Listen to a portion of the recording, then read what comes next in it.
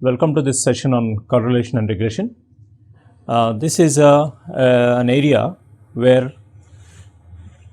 we have observations on two variables x and y having the same number of observations, and the idea is to find out how these variables are related. So, there is something called the coefficient of correlation, which gives us a measure of the amount of association between the two variables.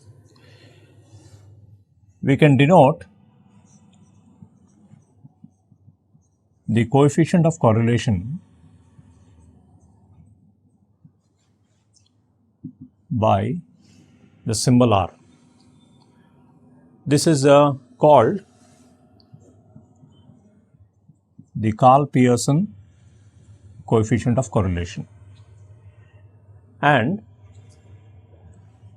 the broad definition of the correlation coefficient is the covariance between x and y divided with the standard deviation of x into the standard deviation of y. Covariance is a measure of the amount of relation between x and y. Now, this definition ensures that the correlation coefficient always lies between -1 and +1. When R is equal to +1 or -1, we say the variables x and y are perfectly correlated. On the other hand, when R is 0, we say the variables are uncorrelated. Now, for a data with n observations, there are several formulas to calculate the correlation coefficient, but one of the convenient formulas is summation xy minus n x bar square, rather n x bar into y bar divided by square root of summation x squared minus n x bar squared into square root of summation y square minus n y bar square.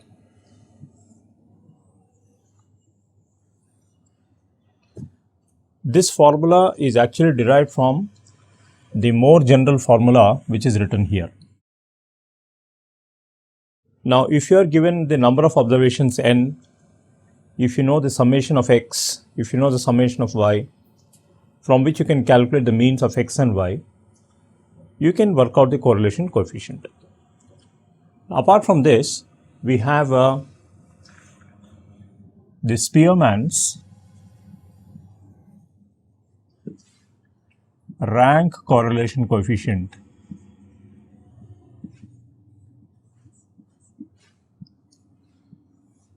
which is denoted by R suffix x, R suffix s. S stands for Spearman. Now, this is given by 1 minus 6 summation d square by n into n square minus 1, where di is xi minus yi after ranking x and y. That means you are given observations on x, observation on y. You first sort them and then take the deviations, which is denoted by d. Once that is done, after the di is obtained, you can work out the Spearman's correlation coefficient. Now, this particular theory of correlation coefficient is extremely useful in regression analysis also.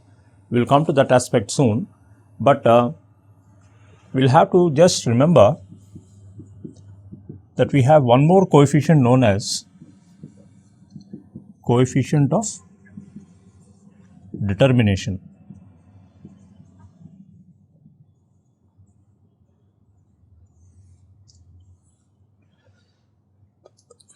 This is given by the square of the correlation coefficient. So, you calculate the correlation coefficient either theoretically or through data, and then take the square of that, that is a positive quantity. Therefore, the coefficient of determination, if you can call this RD, RD will always lie between 0 and 1. In fact, the coefficient of determination is used as a statistical tool in which one can know whether the fit is good or not. So, if you find that the coefficient of determination is nearly 1, we say that the association between x and y is really very good. Otherwise, the lower it gets on, then we say that the variables are not that very much related.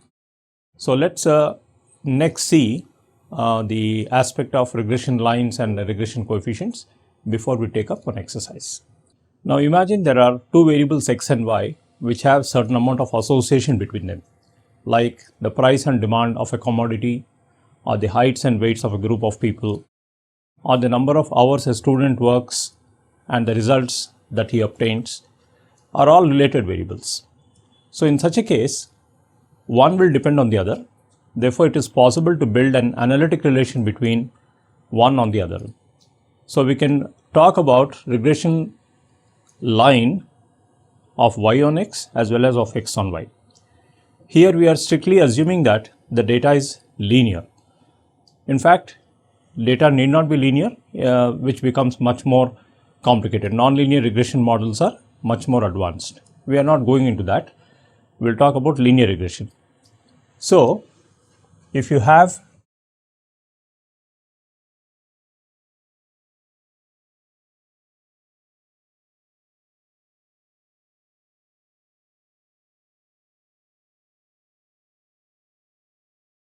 what is called a scatter plot,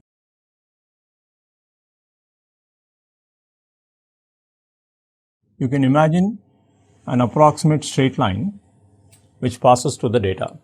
It is not necessary that all the points must lie on the data, but it approximates. And all of you know that the method of least squares is one of the best ways by which the best fitting line can be determined. So, because there are two aspects, dependence of y on x as well as dependence of x on y, we can think of two lines of regression. The regression line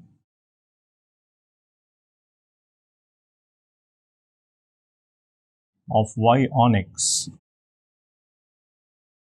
is y minus y bar is equal to byx into x minus x bar.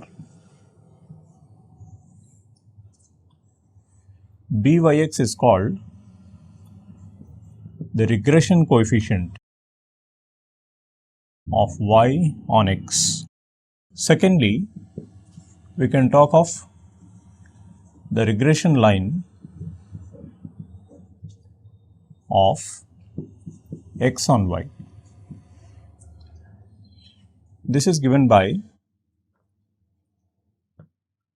x minus x bar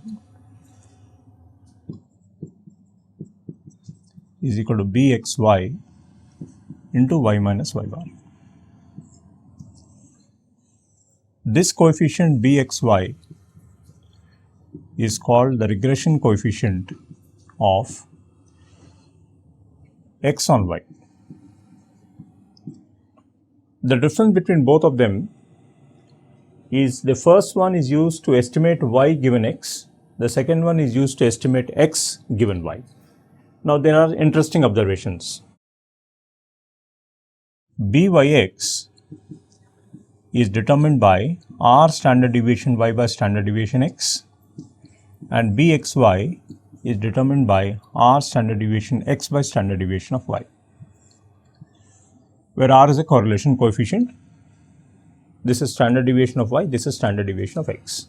Clearly, when you multiply these two coefficients, you are left with r square because these quantities get cancelled. So, we can say byx into bxy is always equal to r square. And obviously, r square is a positive quantity. So, therefore, both byx and bxy should be positive or both should be jointly negative. And one more interesting aspect is, since r square lies between 0 and 1, it also means that this product should lie between 0 and 1. So, if byx is more than 1, then bxy will adjust itself in such a way that it falls within the limits 0 to 1. So, if 1 is more than 1, the other will be less than 1. This has to be kept in mind. And there are some interesting properties. Since there are two lines of regression,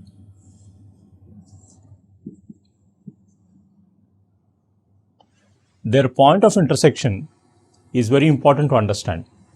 The point of intersection of the two regression lines will be x bar and y bar. That you can easily see by looking at these two equations. X bar and y bar will satisfy both the equations, which means that the two lines of regression will always intersect at that particular point. We can also find the angle between the regression lines using the standard straight line theory.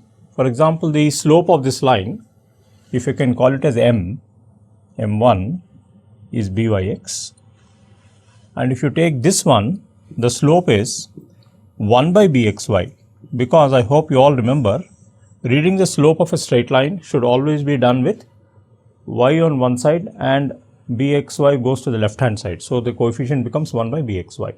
So tan theta is equal to m1 minus m2, that is byx minus 1 by bxy by 1 plus byx into 1 by bxy in modulus if you want acute angles.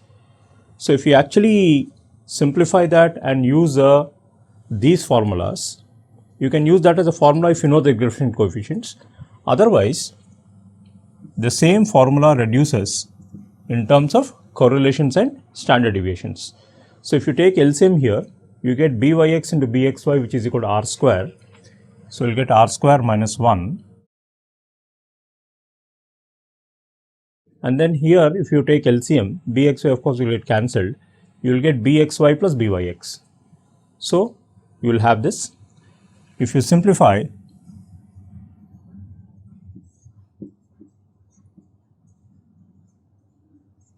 you get a formula like this.